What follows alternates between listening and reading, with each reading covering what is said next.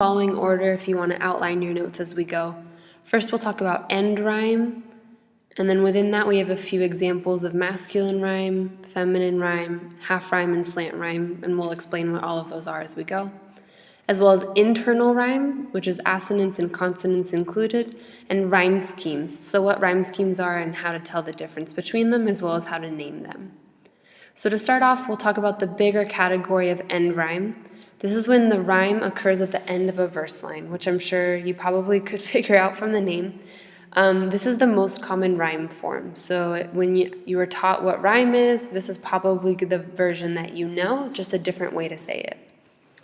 So we'll look at an example from a poem called A Poison Tree by William Blake. And it says, "I was angry with my friend.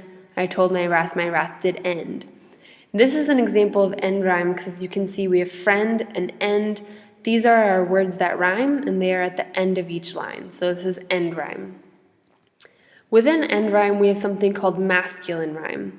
With masculine rhyme, only the last syllable of the rhyming words sound the same. Only the last accented syllable correspond in sound. And then within end rhyme, masculine rhyme is the most common type of end rhyme.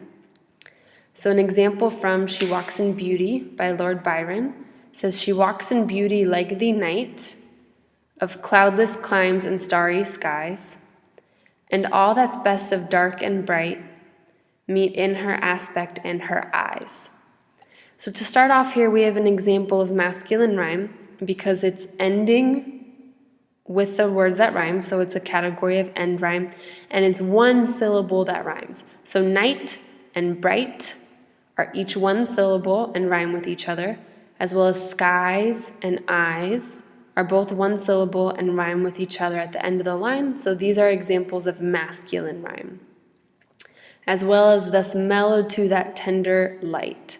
So again, we have that continuing here, which heaven to gaudy day denies. This is a good example here because up until denies, it's all been one syllable word. And you can see denies is two syllables, but it still works in masculine rhyme because it's only the last accented syllable that matches in rhyme. On the other hand, we have something called feminine rhyme, which is where two consecutive syllables of the rhyme words correspond. So if you look at the examples of masculine rhyme, it was only one syllable that rhymed. With feminine rhyme, you have two in a row that rhyme. In this case, the first syllable of the rhyme word is accented. Sometimes feminine rhyme is also called double rhyme, but you'll more commonly see it called a feminine rhyme. So we have an example from a poem called Vital Spark of Heavenly Flame by Alexander Pope. "Trembling, hoping, lingering, flying, oh, the pain, the bliss of dying." So to start off, this is an example of feminine rhyme because our end word rhymes, so it still falls under the broader category of end rhyme. But we have two syllables that match in each word. So fly and die rhyme with each other, as well as obviously ing and ing. So this is feminine rhyme because syllable for syllable, these words match each other perfectly. Flying and dying. Another example of end rhyme is something called half rhyme or slant rhyme. We've talked about this before. We called it imperfect rhyme, just different words that you might see show up on the exam for the same thing. Half rhyme or slant rhyme are rhymes that are imperfect or approximate. So they kind of could rhyme, but it's not perfect. They don't match exactly. So here's an example from a poem titled Poem on His Birthday by Dylan Thomas. It says, "In the mustard seed sun, by full tilt river and switchback sea, where the cormorant scud in his house on stilts high among beaks." So it's not a great match. Sun, scud, sea, beaks. It's at the end of the line and it kind of could match. It's a little bit of a stretch. So this would be half rhyme or slant rhyme. So those were all examples of end rhyme. That were all examples of words that rhyme at the end of a line.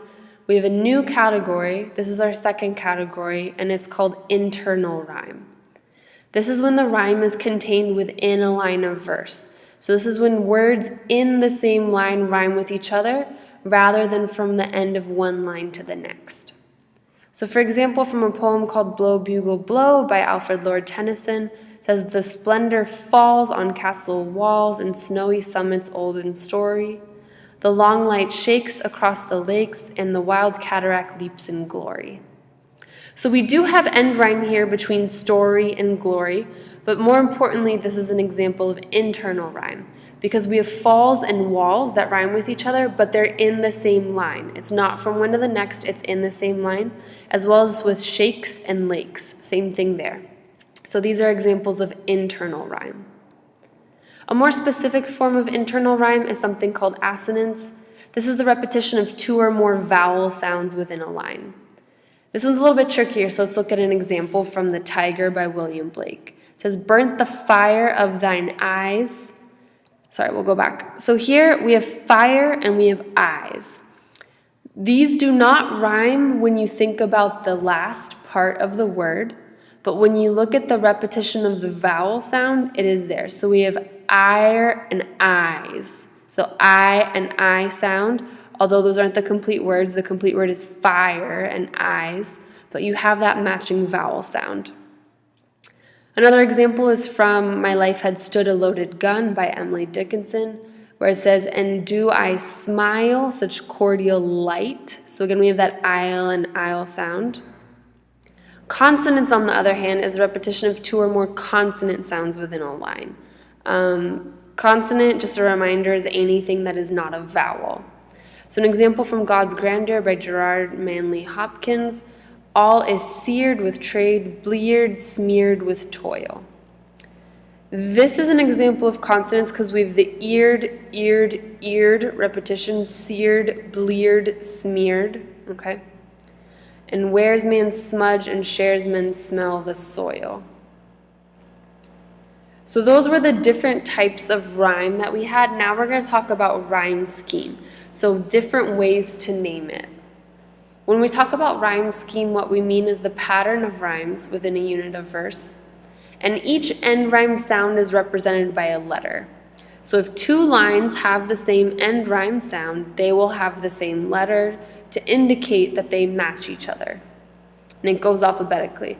And this always only refers to end rhyme. You never talk about rhyme scheme for internal rhyme or consonants or assonance, really just end rhyme. So if you look at an example from, this is actually an excerpt from a play by William Shakespeare, but it's a famous excerpt that most people title, Take, O Take Those Lips Away. It says, take, O take those lips away, that so sweetly were forsworn. So let's just start off with these first two lines. So our very first line, we're going to label A, and it's away, okay? Then when we get to our next line, we have to see, does it rhyme? So do away and forsworn rhyme? No, they don't, obviously. So instead of having this one also end with A, we're going to change it so that it ends with B instead, because that's our next letter alphabetically. Then we have to go to our next line. It says, and those eyes the break of day. And we notice day rhymes with away, so we're going to give it the same letter. So now, so far, we're at an A-B-A rhyme scheme. And then it says, lights that do mislead the morn. And then we notice mourn rhymes with forsworn, so we're going to give it the letter B to match the line that ends with forsworn. But my kisses bring again, bring again. Now, again doesn't rhyme with away, forsworn, day, or mourn, so we're going to give it the next new letter available, which is C. Seals of love, but sealed in vain, sealed in vain. And vain does match with, in older English, it would have matched with again, because that's how they would have pronounced it. So we're going to give it the letter C to match here, which means that we have an A, B, A, B, C, C rhyme scheme. And that's it. Make sure your notes are complete so that we are ready to practice together.